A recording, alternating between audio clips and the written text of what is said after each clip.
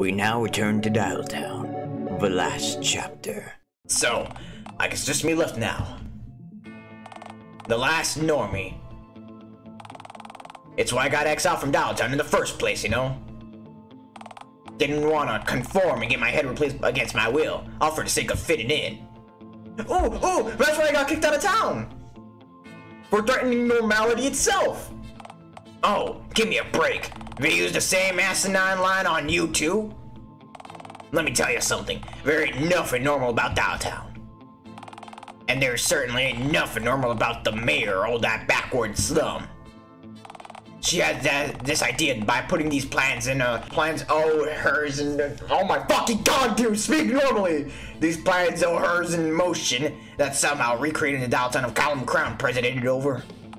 I spent time in Dialtown before they launched me into space, you know.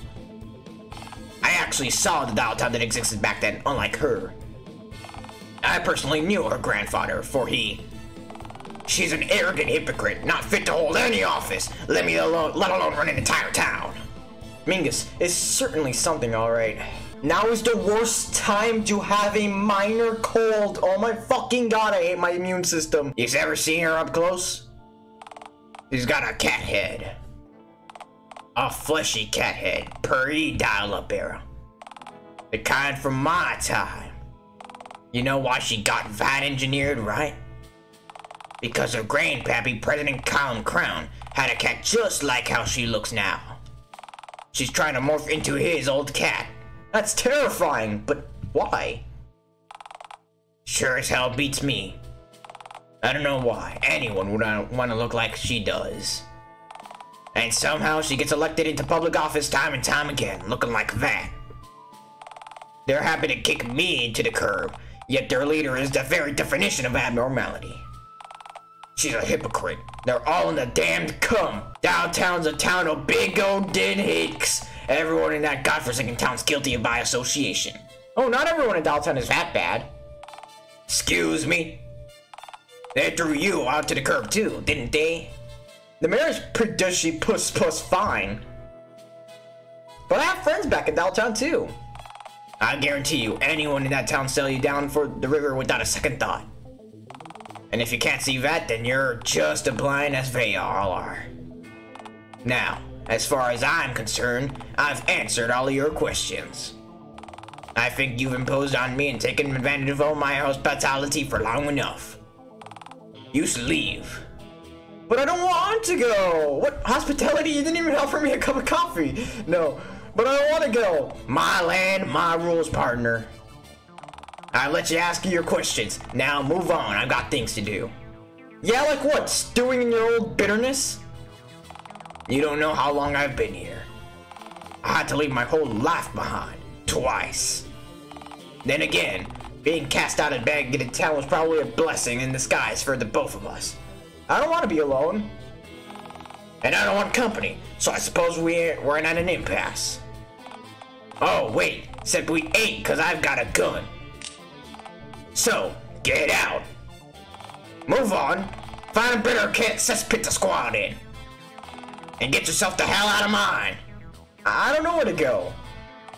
Follow the perimeter of the town till you find the freeway and hitchhike in literally any direction.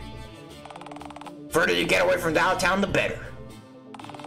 Don't make the same mistake of settling too close to town like I did, or you'll have to put up with visitors like you showing up every now and again. Wait, have others come by here?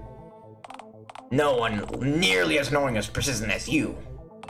There's a shepherd who lives 8 or so miles down the road, but he knows to keep his distance on account of the signs. Sure didn't stop you though.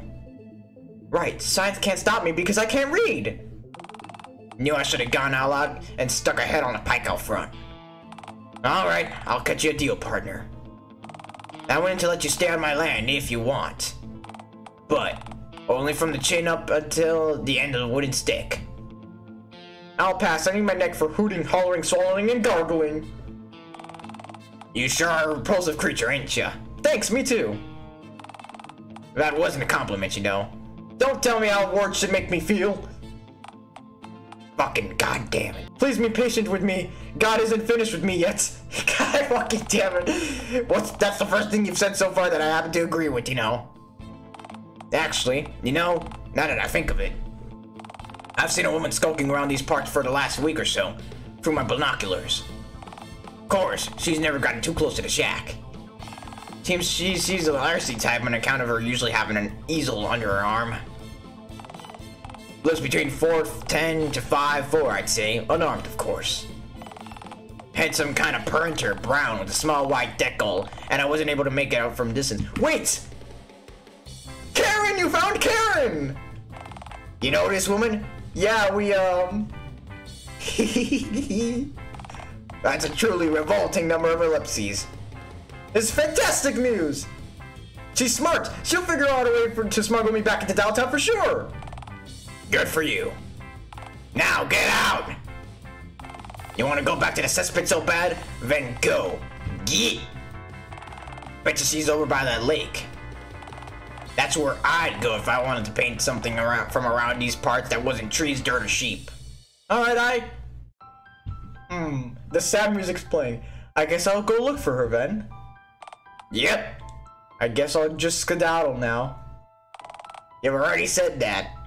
I feel weird for just leaving you here. No, I want you to. But I feel like we've really hit it off.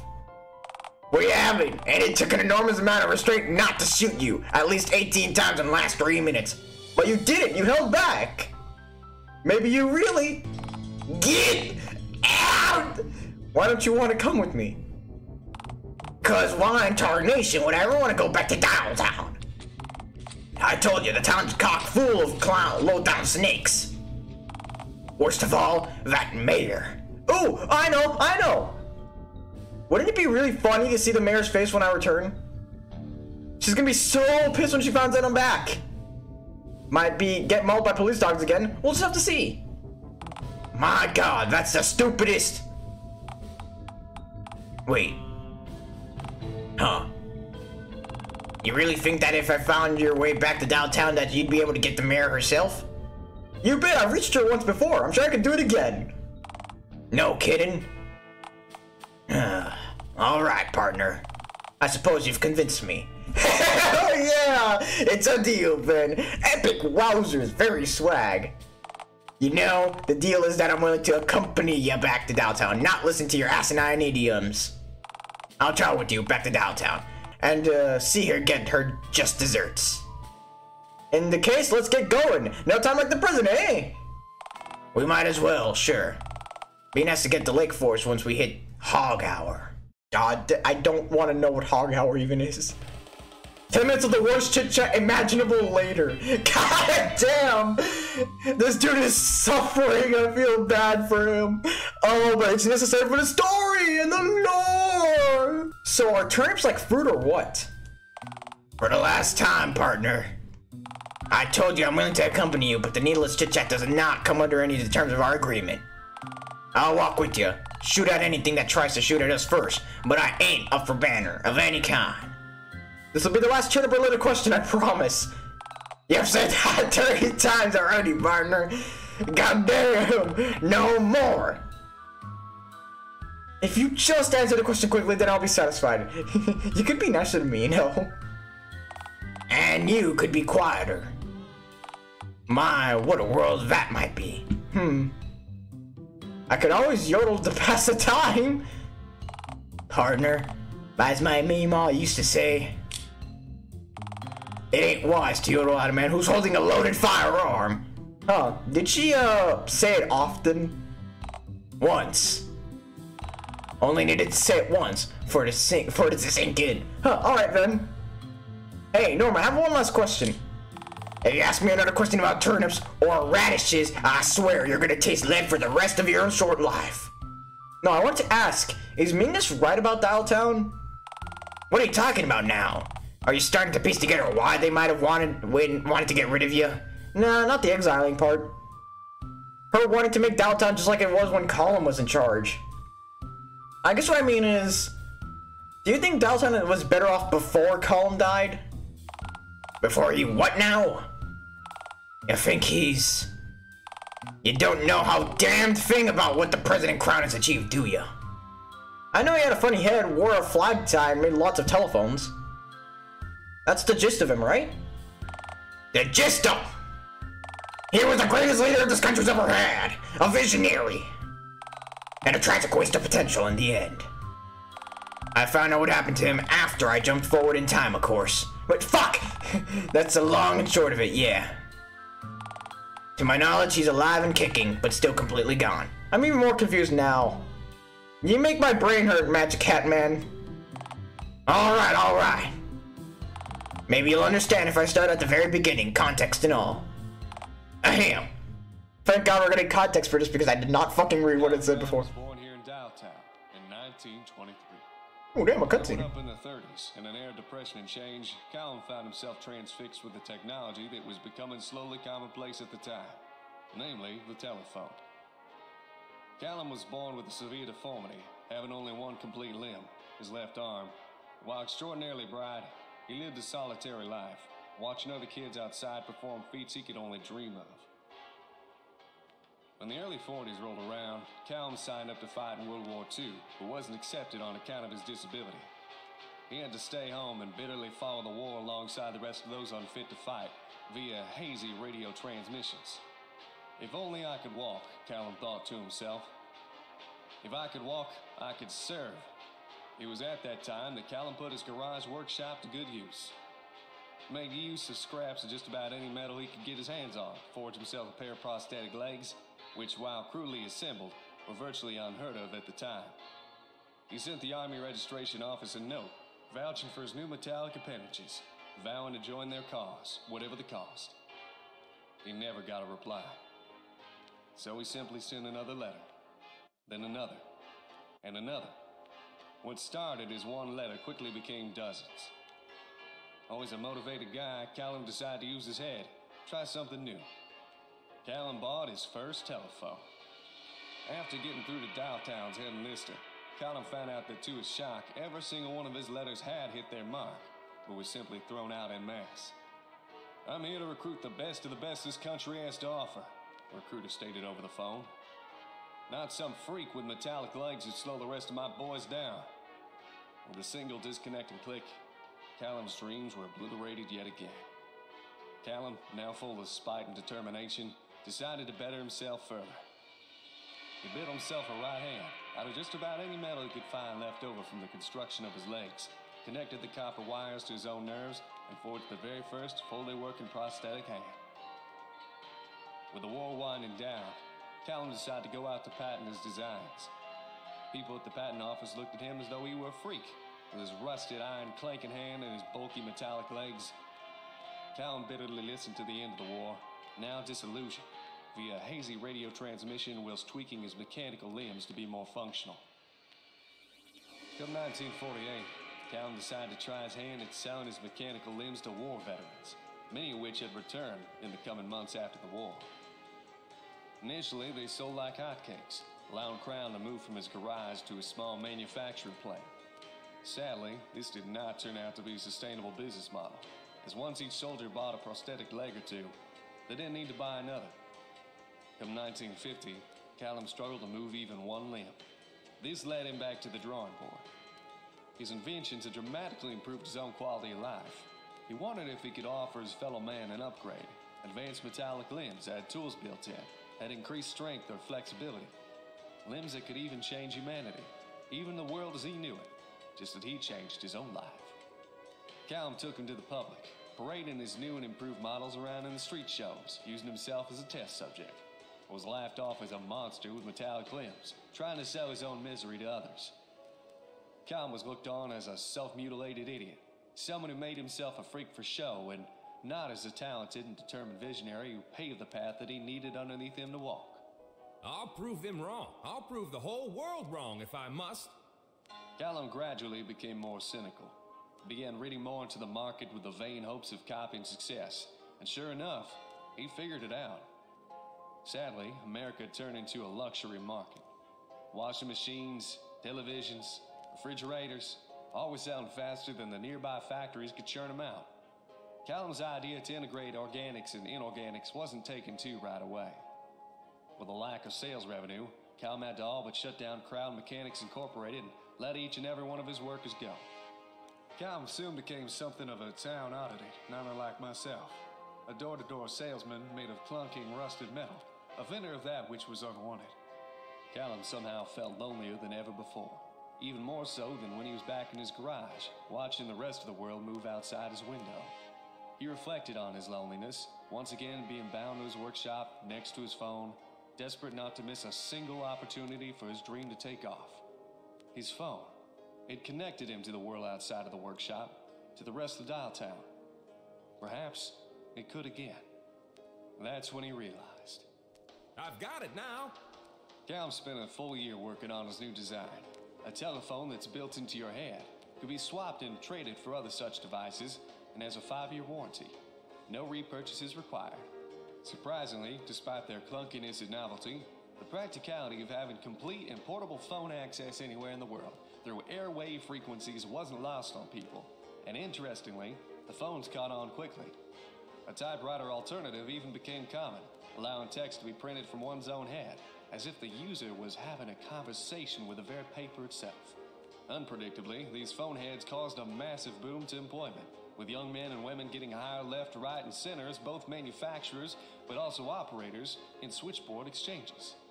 This economic boom made Callum extraordinarily popular, which he used to run for mayor, the Senate, and finally the presidency, all 3 roles he walked into, seen as a visionary, a man who could change the face of America for the 2nd time.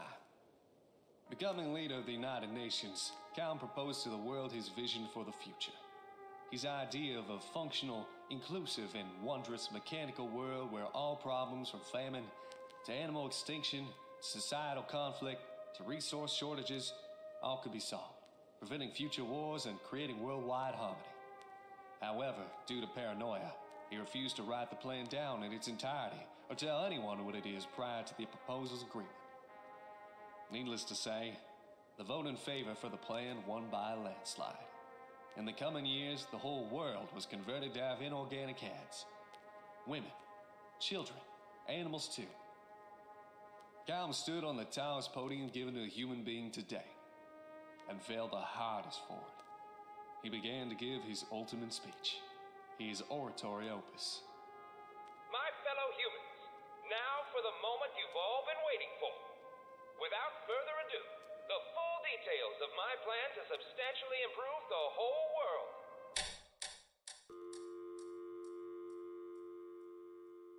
Callum had accidentally wiped his own answering box, which for his model telephone was being used to store his memories. All of them. With Callum having given himself total amnesia in an instant, the whole world was stunned. Life was made fundamentally different for everyone, all for a promise never kept. The changes, the thought process behind these sweeping modifications, now a mystery. So, the world just picked up the pieces, without Callum, of course. Nowadays, Callum sits in an old nursing home, alone, tuning a busted radio, asking anyone who comes near him. Is the war over yet? I can't get a signal. What the fuck was that? Holy shit. I can see a lot of similarities between us and Callum. For one, neither of us give up ever until we practically die. And two, I'm 99% sure we are not human. He was practically an animatronic at that point. But also, how could you build a fatal design flaw where your voice box and there's like a button on the side of your head immediately deletes your memory? Huh? You mean to tell me that there wasn't a moment before that could have possibly accidentally hit it? Like, ooh, there's an itch on my neck, and he's fucking dead. Really? That's the one point in time that happens? But goddamn, that was a fucking good story. Huh. What a loser! He deserves better for his service, poor guy. Yeah. Maybe he did, but that's just the way the world works, you know? No mystery values its pawns. Life ain't about what you deserve, it's about what you get. Whoa, that's eerie. My friend Karen said that to me once. You know, the woman you're about to meet? Meet? You make your arrangement with her and I'll just keep my distance, thank you very much. Nonsense, you've gotta meet her. I don't mess well with other people, you know that. Simply don't want anything to do with them. I swore that I'd accompany you till we reached the mayor, but I ain't said nothing about chatting to your stranger friends. She's lovely though. She's no nonsense just like yourself. Don't try to butter me up. She and I are nothing alike, I guarantee you that. You really hate other people, huh? You know what? I think I'm gonna try to change your mind about that. Not everyone's bad, you know.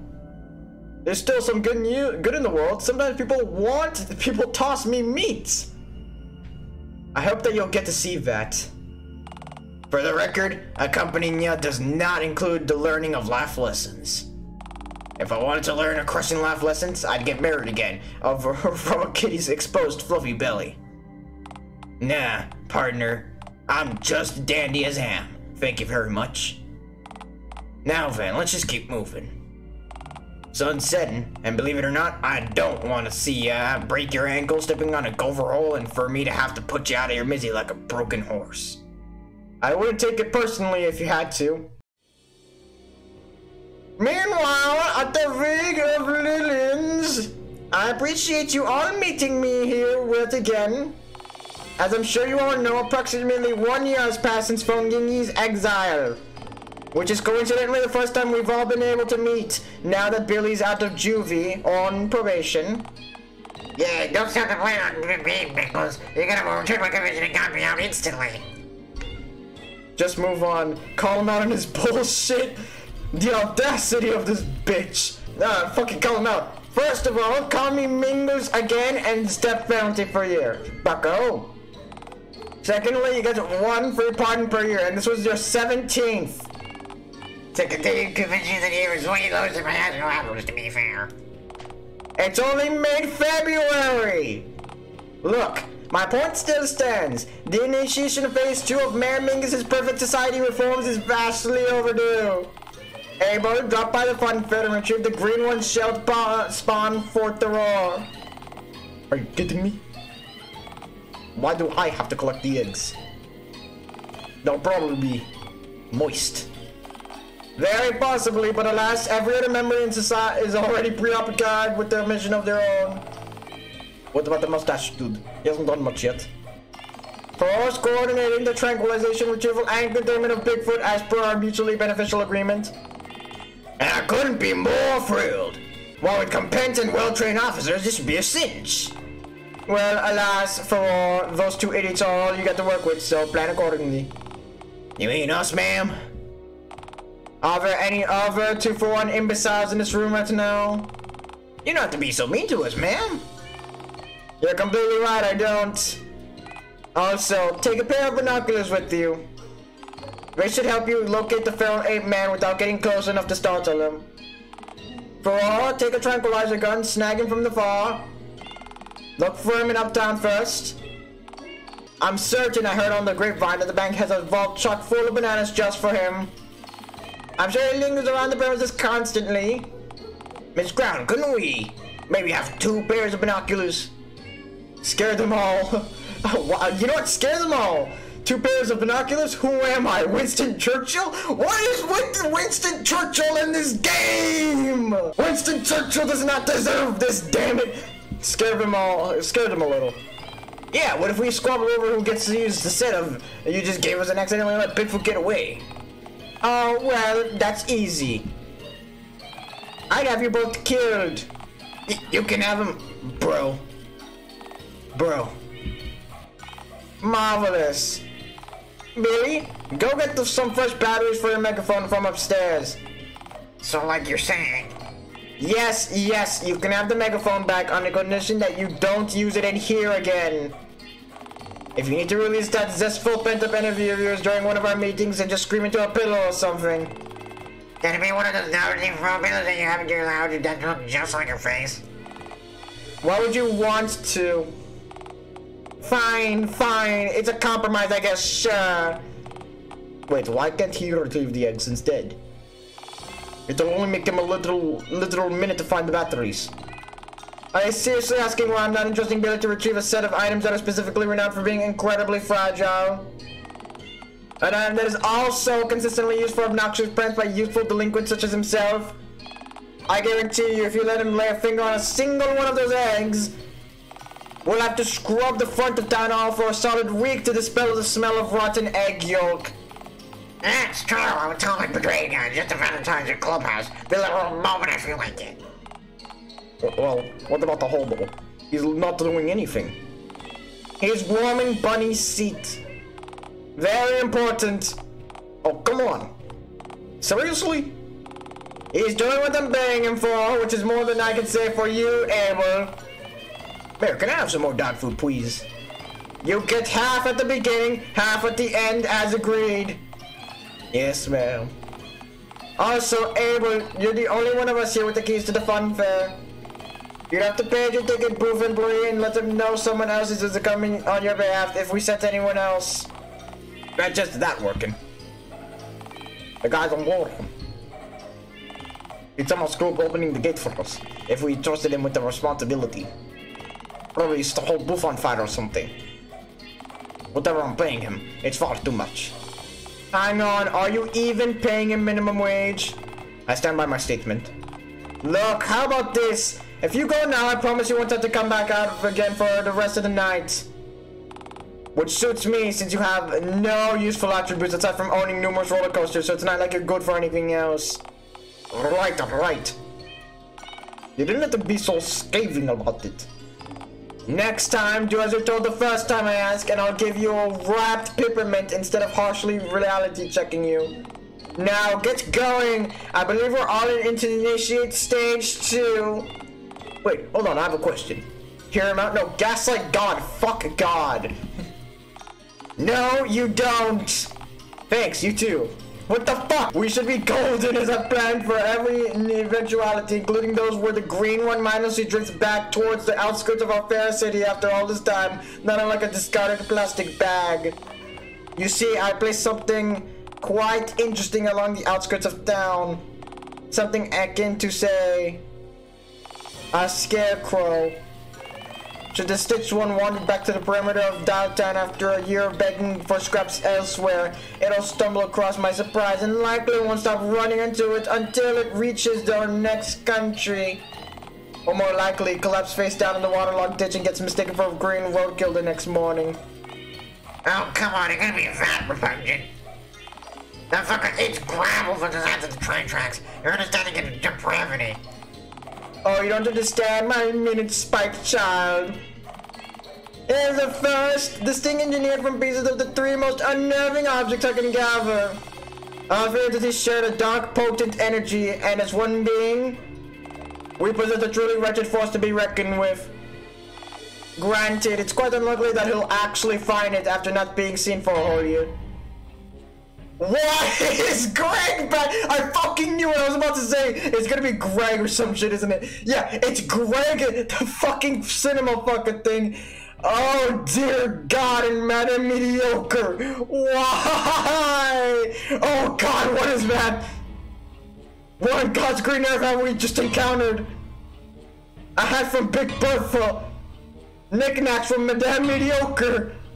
Entire essence of Greg. Big Gregma, no! See, this is the worst thing that happened to anyone in history! Fuck!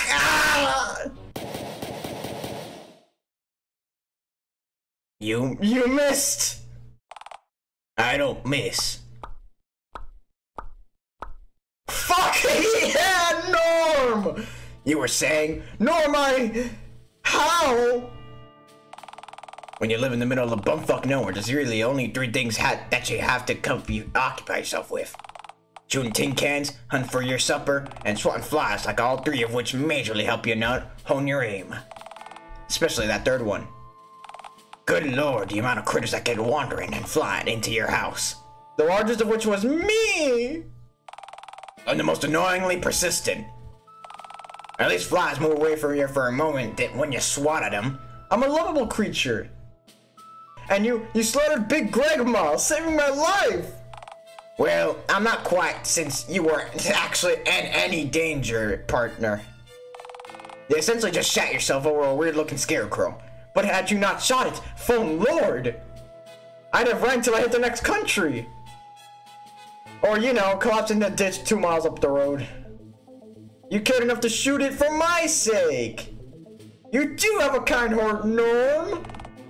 I shot it because you were screaming right in my ear. I do have an ear on each side of my head, you know. Oh well, at least Big Gregma's fucking dead forever. Should I ask how in tarnation you knew what this appalling abomination's name was? Oh, I mean, it's three constituent parts as distinct entities and 3 of them are 4 roots. What? Never mind.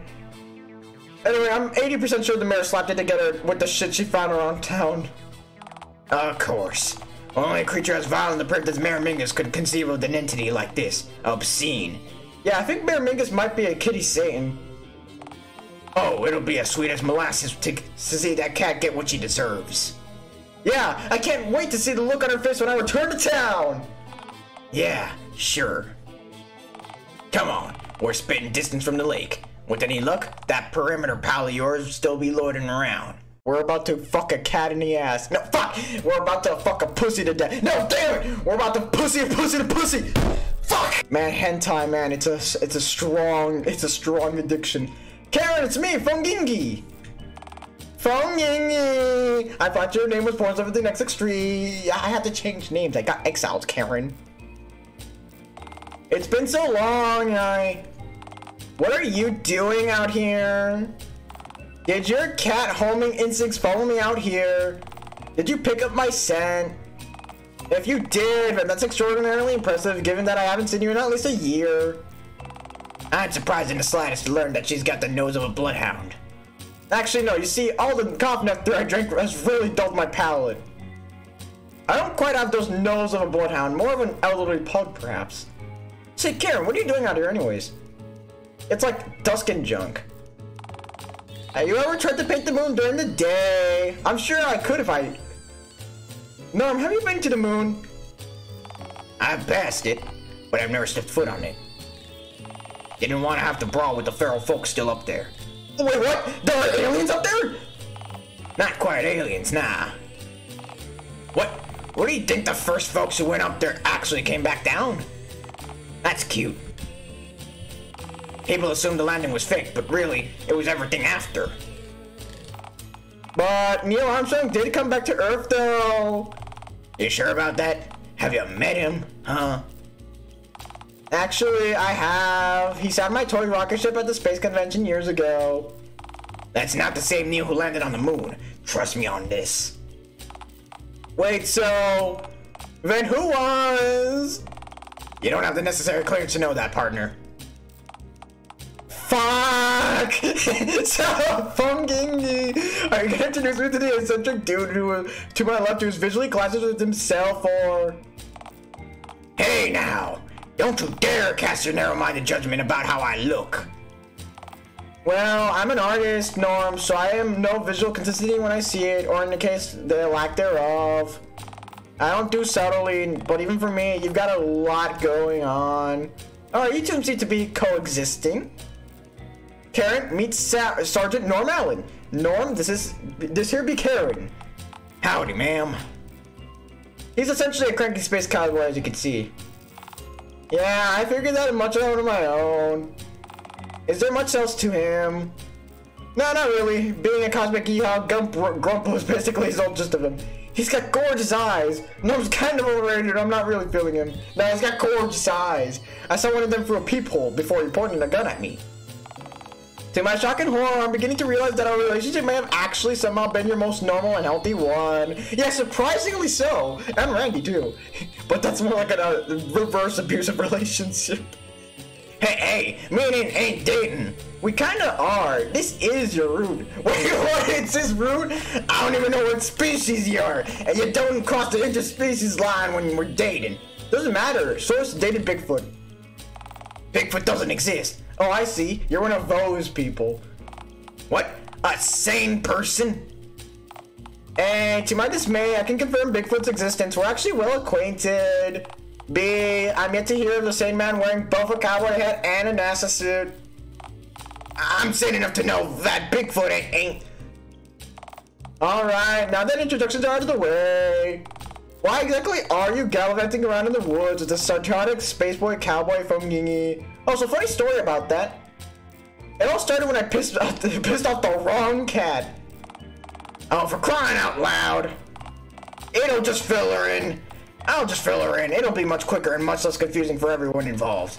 Several minutes of actually a coherent explanation later. Oh, fuck off. I can coherently explain a plot.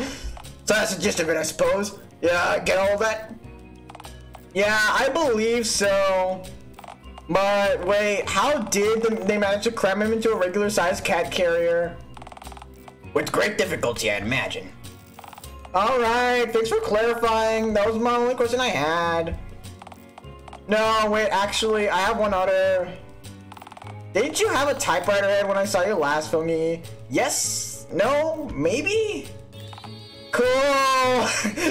Shut the fuck up, Karen! If I want to travel through dimensions, I can. So what are you two looking for me? Taxi, ferry, an alibi? Well, a way to get smuggled back into Dialtown would be just dandy, ma'am. If you weren't to know such a way, that is. There may be a security wandering around the perimeter of town, watching for my inevitable return. So I'll need to be smuggled into Dialtown inside something inconspicuous. I could take you back in a handbag. Granted, I don't normally carry one of those around with me, so I might look a little tad suspicious.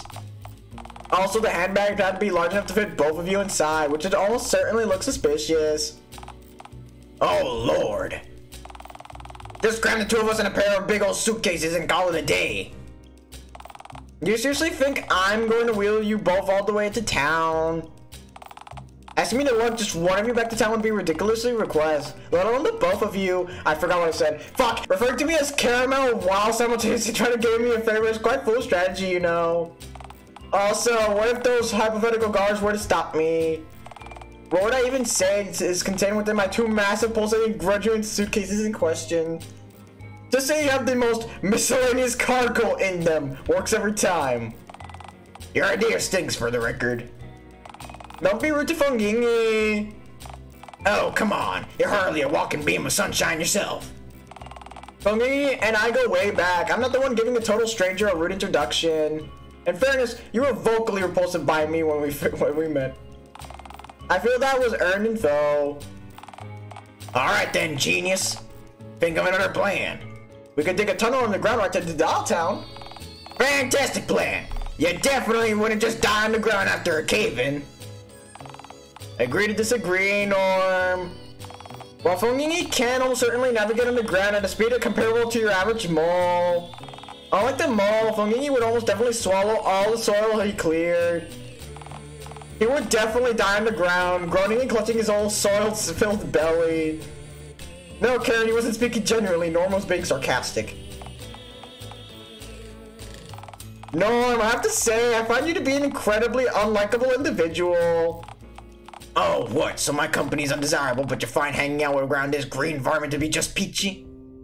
Fungingi was the first person to ever make me see my own value, I'll have you know. Oh, just like this moron? I'm right here, you know.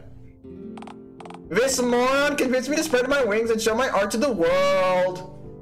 Fungingi taught me that ultimately you have to take responsibility for your own happiness, because no one else will. Huh. That's obvious, foe. Well, do you? To me, you're just a crank-terrious old coot, happy to stew in your old bitterness. Hey, for your information, I'm not that old. Aren't you legally like 100? You're a dinosaur. No, I'm sure I'm legally dead by now. That ain't the same as being 100, you know. Well, most people born around 100 years ago are illegally dead now, statistically, so the two aren't mutually exclusive. She has a point, Norm. I hate three-way conversations. Wait. I know a way to smuggle you two both into Dialtown. You do? Do you remember Oliver Swift by any chance? Hey, yo! My man gonna save the day! Worked at an old cinema, co-runs a horror attraction now. You start a movie, then you directed and said stuff like gnarly and groovy a lot. The name rings a bell, I guess. He wears a fez. Oliver, the Olive Man, yes!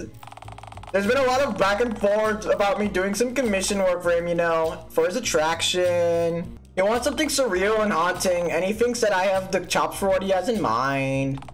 He receives a crate full of props on a weekly basis, so I wouldn't be garner any suspicion if he were to receive another tonight. Would you both inside? If I were to send you both in an attraction and pay for a courier to pick up the crate, you two would reach Uptown Dialtown in under 2 hours. Karen, you're a genius! I can't thank you enough. If there's anything I can do to return the favor. I like it when you call me a genius. Genius! Genius! You're a genius! Thank you! Alrighty then. I'm building a sentry here. Damn it! No, not the time! It appears we got a game plan. Actually, for your fair Norm, I'll need something from you first. Oh, so you're the stingy type, huh? Alright. My mom didn't raise me to expect nothing for nothing, so how much do you want? Oh no, I wasn't referring to financial compensation. Apologize to Phone Gingy. No apology, no trip. Apologize? For what? You called him a moron. Only I and certain Supreme Court justices have the authority to do that. Hey, I agreed to accompany him as armed backup, but I said nothing about providing pleasant conversation. Do you really want someone like this accompanying you on your journey? What do you mean, Deuce Karen?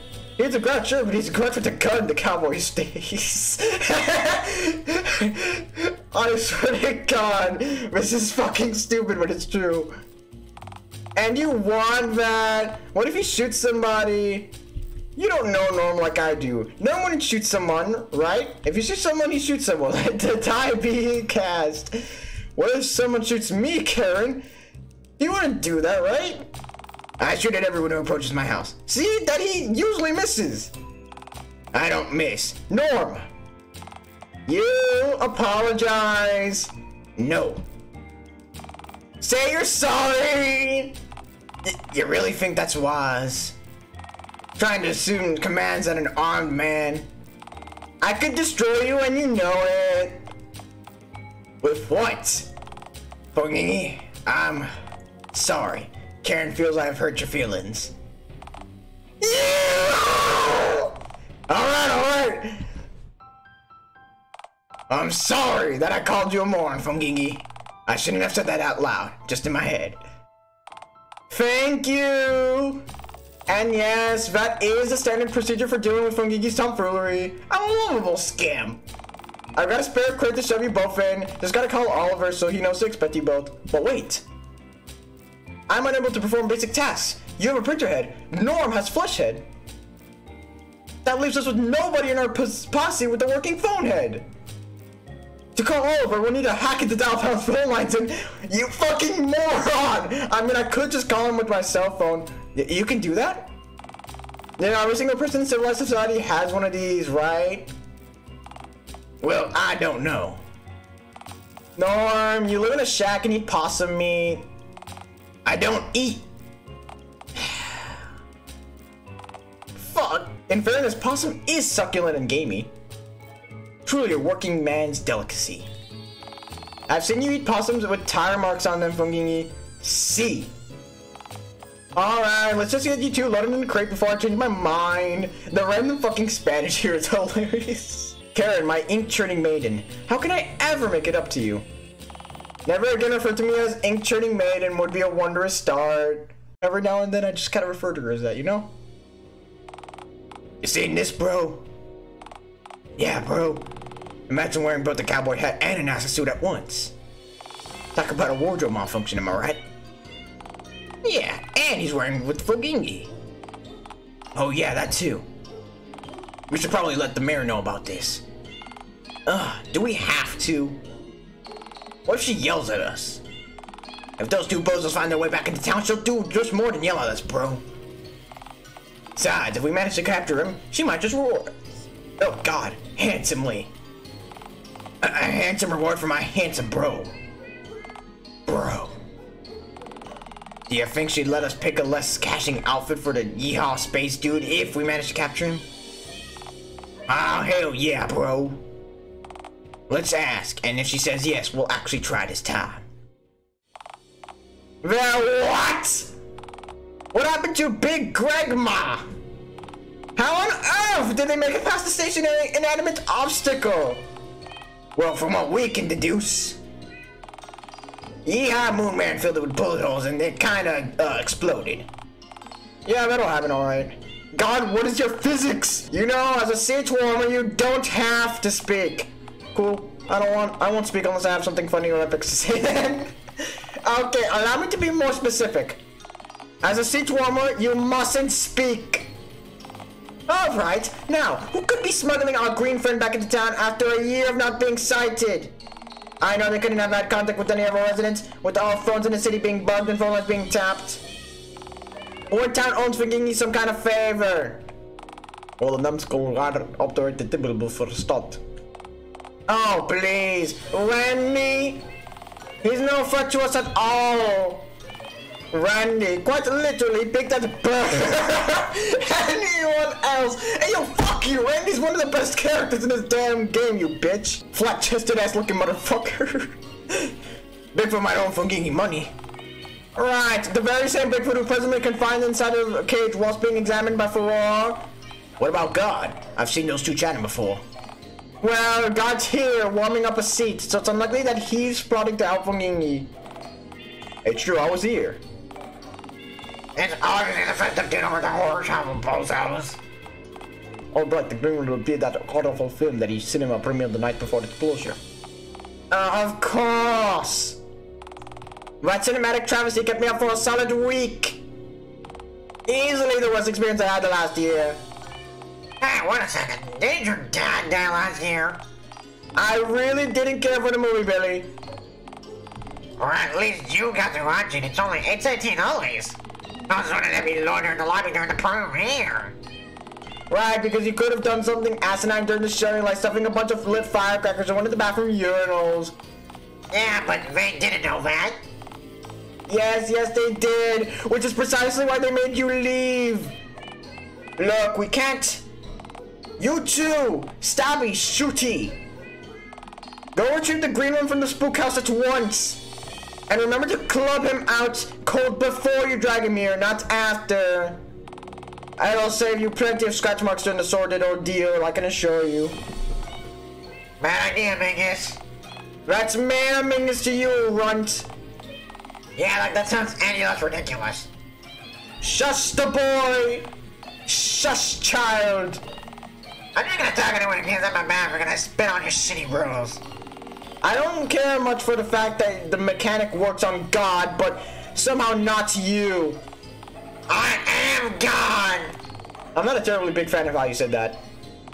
Not only did you clearly believe what you just said, but I kinda did too, and that isn't ideal. Now, as I was saying before your false lord rudely interrupted me, if there's not a building that might have the place booby-trapped, do you really want to risk them getting drama on your stupid goons? Oh, please. They were smart enough to set a trap. They all fell for a green breakfast for crying out loud. I don't know, I listened to the stunted one. His entire shtick is hiding behind corners and needlessly hurting people just before they can react. This sort of thing sounds to be, it'd be right up his alley. Hehehe. What was that? Was that meant to be a pun? That doesn't work. Nobody so much as mentioned an alley. I say we just walk on Blade by the ear. What's the worst that could happen? Abel, I didn't become the mayor of Dialtown by half bringing our elections. No half measures. You two, loiter around menacingly in the alley outside. Fucking hell! Really, God? Reaching into the future for joke materials and unimaginably cheap. It tells us what you aren't witty enough to quip about what we're currently discussing. If you had said alley in the present and not in the future, I wouldn't have needed to say that at all. Where? I was empowered to say it in the present. Yeah, but how do we know that? What do you think the future even is? Oh my fucking god! You too! Venture forth in the unfamiliar alley at once. Lest I take a feline rage out on you two decidedly less divine beings. God is being like the best person in there, honestly. League of Villains my ass. Whoa, easy with the bag, partner. If it tears, you won't live to see remembered what's underneath. Whoa, Karen wasn't kidding. An honest to phone god cosmetic yeehaw man. Yo, Phoningy, where did you even find this dude? The woods! Hey, Mr. Spaceman, can I, like, touch your head and junk? The olfilero. The old, what now? What? Need I remind you that I'm on, partner? Hey, man, no beef. I didn't mean anything weird by that. I just think your style is bodacious is all. Pardon me, partner. Your astro gunslinger stick, it's real groovy. Immensely gnarly. Is this some kind of bit? Why is he talking like that? Like what? Who in tarnation still says gnarly? He does obviously, it's groovy. Truly radical, yeah. Figures. Oh, of course, I couldn't be lucky enough to completely bypass the late 60s. It figures that the decade find a way to assault my eardrums with its horrendous slang, even with me warping straight past the end of that horrendous decade. So, like, Gary gave me the basic rundown on what happened and going down between you two in the mirror. Granted, she didn't explain herself all that well, on account of having character limits and some parts were super unclear. What on earth is a Big Gregma, anyhow? Oh, that, yeah, we found Big Burf on the outskirts of town. No kidding, how's the old girl doing? As gnarly as it can be, I hope. She's currently in several pieces, all of which are riddled with bullet holes. Gut-wrenching lies. She's well, no, bullet holes. I'm sorry, Oliver, but she's gone. What? She's... Mary Mingus combined her with pieces of Greg and Madame Mediocre. It had an evil energy, so Norm had to shoot it. Ew. I can't believe she's gone. Oh, shucks. I apologize for shooting your own projector to pieces. Just know I had it. Fongingi was shrieking right into my ear. It probably was for the best. She was suffering. She's free now. Man. This sure blows. Oh, right. The text also left some overall context unclear. Did you really devour a poisonful English breakfast croak and then rise from your tomb, cat carrier, like some sort of green messiah? No, he didn't. Yes, I did. I rose from the ashes like a goddamn phoenix. Oh, please. You clearly didn't die during the deal. Wait, hang on. Were you green before you ate the breakfast? Yeah, I've always been green. Ain't easy, man. Then you definitely didn't die and start decomposing. You're just being dramatic. You're no green messiah, partner. I don't know, Norm. I'd argue differently. Fucking did wonders for me. In fact, he's the whole reason me and Mr. Dickens still have this place at all. Wait, he helped you too? Just like the printer lady? You betcha. Fucking he's the gnarliest dude I've ever met. You know, before this joint became Dialtown's biggest and only horror attraction, this place was literally ghost town. And I have Fongingi to thank for that what it's become. He saved Mr. Dickens' dream, and there's nothing groovier than that. Huh. No kidding. Hang on a sec. What in tarnation did you mean by literal ghost town? Oh, our attraction's immensely haunted. Ridiculously so. Sure it is. I worked at NASA, partner, so I ain't the superstitious type.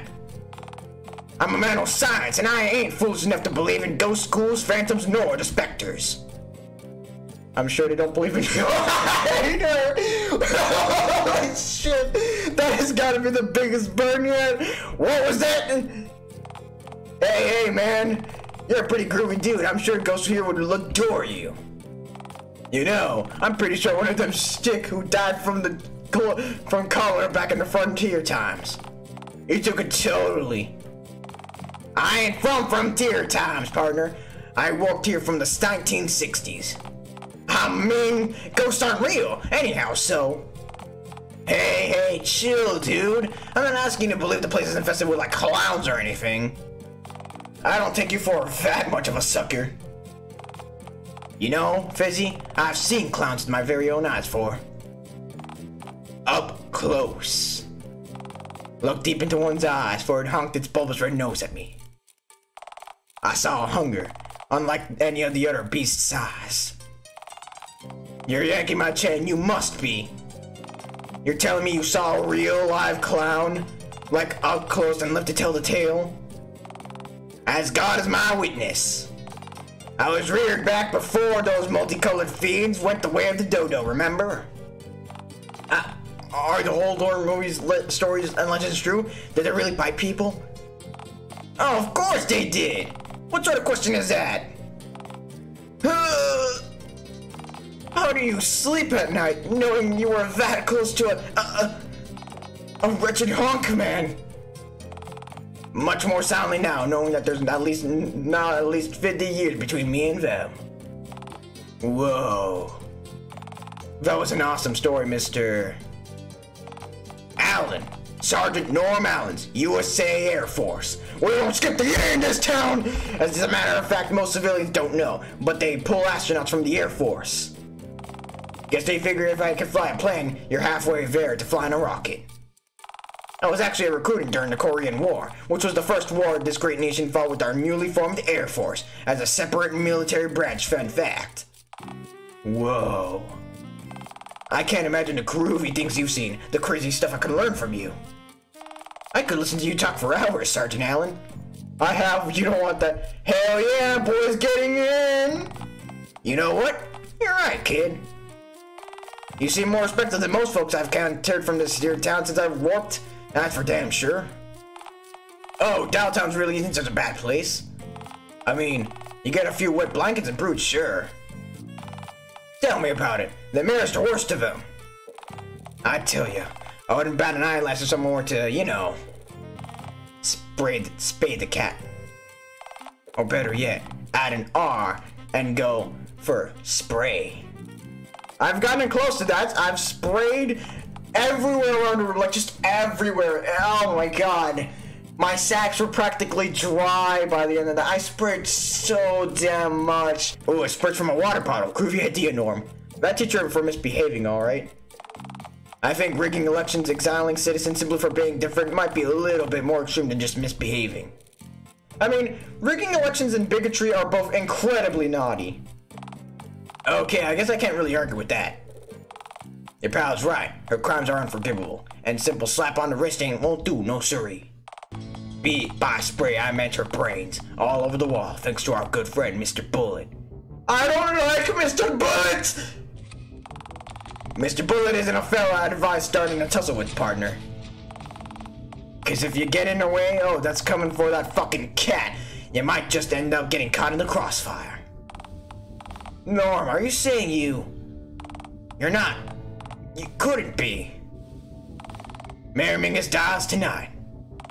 By dawn, our kitty friend will have been murdered and neutralized. But you said you were coming with me to see the look on her face when I returned.